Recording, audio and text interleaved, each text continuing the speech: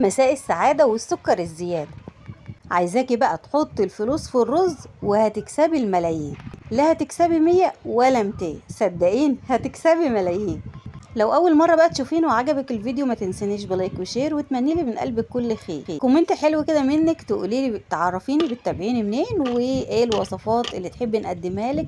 يا ترى فيديوهاتنا بتنال اعجابكم ولا كلنا طبعا متعودين على الحصالات التقليدية زي ما انت شايفة كده. فالنهاردة بقى هقولك على شوية حيل وافكار لو انت في المصيف، لو انت في اي مكان مش مضمون، مش هتحتاجي اصلا لا حصالة ولا اي حاجة. لو معاكي مبلغ كتير مبلغ قليل وعايزة تحافظي عليه، هقولك بقى على طريقة. بصي، هتحافظي بيها على الجنيه قبل 200 جنيه. حيالنا بقى وافكارنا حيل جميله جدا ومفيده جدا، هتنفعك في بيتك او بره بيتك. الحصالات بقى عاده يعني احنا كلنا متعودين عليها لتجميع المال او لحفظ الاموال بتاعتنا، بس طبعا لو نزلت تحت ايد عيل انسى يا عمرو. لو وقعت تحت ايدك انت نفسك هتتصرفي فيها وهتضيعيه. طب تعالي بقى اقولك على شويه حيل وافكار بجد بجد اول مره تشوفيها عندي انا هنا بس. واول حيله بقى يا حبايب قلبي، كلنا لو رايحين مصيف او في بيتنا بيكون عندنا حاجه كده بنحافظ على الرز فيه. يعني كميه الرز كتير او قليل، بتحفظي الرز في جردل او في حفظ الطعام، بتحفظيه في اي مكان، ان شاء الله حتى في صفيحه سمنه. تقدري ان انت تجيبي الرز وتجيبي الفلوس اللي انت عايناه، سواء بقى في كيسه او لوحدها كده. اهم حاجه ان انت بتبقى عارفه عددها، تبداي ان انت تغطيها كده بالرز وكده بقى. بصي، ولا الجن الازرق هيعرف طريق الفلوس اللي معاكي. وبكده لو انت في البيت او بره البيت هتبقى مطمئنه جدا على فلوسك، وهتبقى في امان الامان. لا بنك بقى ولا اي حاجه، تبقى محافظه عليها حتى لو رحت فين. لان طبعا ما فيش غير ست البيت هي اللي بتمسك الرز وبتبقى بتستخدم الوعاء ده. ودي بقى تكون اول طريقه لحفظ النقود او لحفظ الفلوس. تاني حاجة بقى، لو انت في مكان امن ومطمئن تقدر ان انت تعيني الفلوس في الحصالة بالشكل اللي انت شايفاه. ودي طبعا الوسيلة الوحيدة اللي احنا كلنا متعودين عليها، سواء بقى في بيتنا او في بيت اهالينا. الطرق التانية بقى هقولك عليها، ودي بقى لو انت خارج مكانك او خارج البيت وخايفة لا يكون في بقى حرامية او في حد في البيت مش لطيف، انت مش مستظرفة. فتالت حاجة بقى هنا هنقدر ان احنا نحتفظ بالفلوس اللي معانا في اي كرتونة كده بتاعة مرهم او كريم.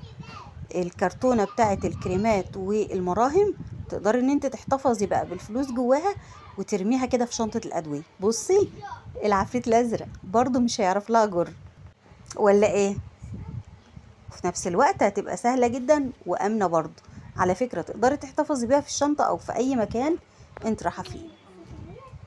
معاكي بقى فلوس فكة او مجمد، ما تحتريش. زي ما قلتلك الحيل والافكار بتاعتنا حصرية عندي وبس. مش قلتلكم هبهركم؟ يعني هبهركم. اي نعم، هي افكار بسيطة جدا وحيل برضو على قد الايد، بس ان شاء الله الحيل هتعجبك قوي. بصي بقى، عندك اي بطرمان، سواء بقى بطرمان كده بتاع ادوية او زيوت او بطرمانات كده عادية، هتبدأي برضو ان انت تجيبي الفلوس تحتفظي بيها بالشكل اللي انت هتشوفيه، وهتخرجيها برضو في اي وقت. وزي ما قلتلك في شنطتك، في كيسة الادوية. بصي، لو حطيتي بقى في كيس الادوية صدقيني، بصي ولا الجن بنفسه هيخطر على باله ان انت حاطة فلوس في شنطة الادوية، لان استحالة انه يدور فيها اصلا.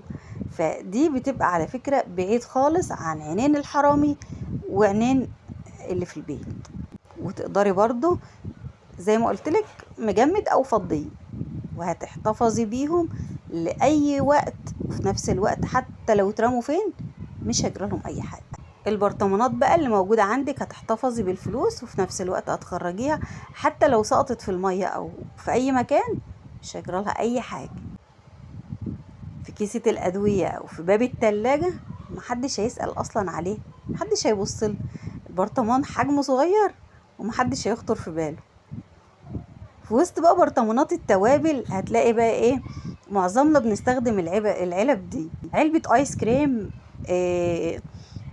اي حاجه كده في وسط التوابل. يعني احنا عامه كمصريات بنحب قوي علب الايس كريم اللي بتفضى دي، ما بنحبش نتخلص منها، فبنحاول ان احنا نحتفظ بيها بقى على قد ما نقدر. معظمنا بقى بياخد العلب دي بيحطوا فيها توابل، وفي برضو ناس بيجيبوا البطرمانات ونفس النظام. فانا هنا بقى جبت علبه الايس كريم او علبه الرايب بالشكل اللي انت شايفاه. العلب دي محدش برضو هيدور فيها سواء من البيت او بره البيت. بصي بقى، عايزاكي تدفسيهم في وسط بقى برطمانات التوابل، محدش هيخطر في باله ان انت حاطه فلوس في وسط برطمانات التوابل. ودي برضو فكره هايله. بنجيب بقى زيوت عطريه، وبيبقى عندنا الكرتونه اللي انت شايفاها دي فاضيه كده، فبرضو تقدري ان انت تحتفظي وتحطي فيها الفلوس برضو لاطول فتره ممكن. محدش بيدخل طبعا على دولاب التوابل غيرك انت. فسواء بقى الحرامي من البيت او من بره البيت، برضو دي فكره حلوه قوي مش هتخطر على بال حد.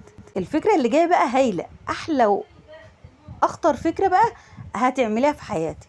بصي بقى، عندك علبه رايب، عندك اي علبه عصير، هتبداي ان انت تجيبي الفلوس بالشكل اللي حضرتك شايفاه، برضو مجمد او فضيه، وتبداي ان انت تحطيه جوه العلبه بالشكل اللي حضرتك شايفاه. طب لو انا خايفه، تقدري ان انت تجيبيهم في كيس من اكياس التلاجة، وتحطيهم كده في علبه اي حاجه عندك سواء عصير او رايب، وبرضو ارميها في خشب المطبخ. والفكره الاخطر بقى، ارميها في الفريزر. دي برضو فكرة هايلة جدا. اي بقى برطمان ازاز برضو تحتفظ بأي فلوس من غير ما حد ياخد باله. ناخد كمان فكرة بقى، عندك اي شرابات بتاعت اولادك، تقدري برضو ان انت تحطي فيها الفلوس بالشكل اللي حضرتك شايفاه، وتقفلي عليها كويس قوي.